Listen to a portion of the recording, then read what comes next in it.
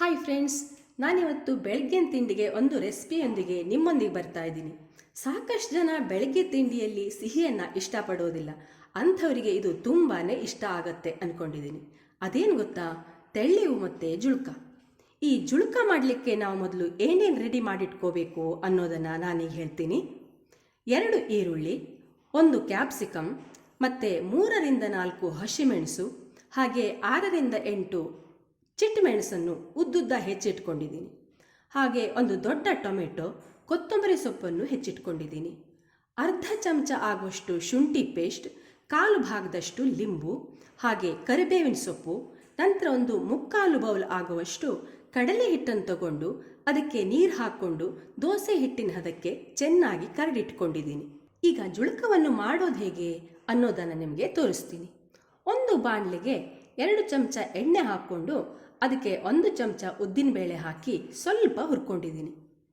ಈಗ ಅದಕ್ಕೆ 3/4 ಚಮಚ ಸಾಸಿವೆ, 3/4 ಚಮಚ ಜೀರಿಗೆ, 1 ಚಿಟಿಕೆ ಅರಿಶಿನ ಹಾಕ್ಕೊಂಡಿದ್ದೀನಿ. ಈಗ ಅದು ಚಿಟ್ಕುಟ್ಟಿದ ನಂತರ ಹೆಚ್ಕೊಂಡಿರೋ ಹಸಿಮೆಣಸು, ಈರುಳ್ಳಿ ಹಾಕಿ ಸ್ವಲ್ಪ ಬಾಡಿಸ್ಕೊಂಡ ನಂತರ ಕ್ಯಾಪ್ಸಿಕಮ್ ಪೀಸನ್ನು ಮತ್ತು ಶುಂಠಿ ಪೇಸ್ಟ್, ಚಿಟ್ಟಮೆಣಸನ್ನು ಹಾಕ್ಕೊಂಡು ಮತ್ತೆ 2 ನಿಮಿಷ ಹುರ್ಕೊಳ್ತಾ ಇದ್ದೀನಿ.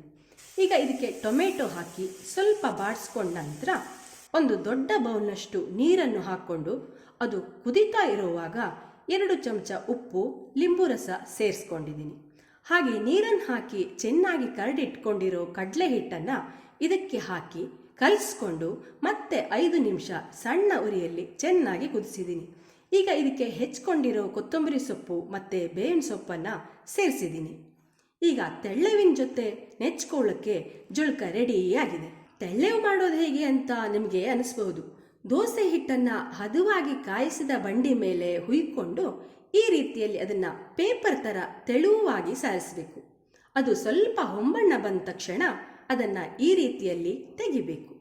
ಈಗ ಬಿಸಿ ಬಿಸಿ ಜುಳ್ಕದ ಜೊತೆ ಬಿಸಿ ಬಿಸಿ ತೆಳ್ಳೆವು ರೆಡಿಯಾಗಿದೆ. ಈ ಜುಳ್ಕವನ್ನು ನೀವು ರೊಟ್ಟಿ ಜೊತೆನೂ ಕೂಡ ಬಳಸಬಹುದು.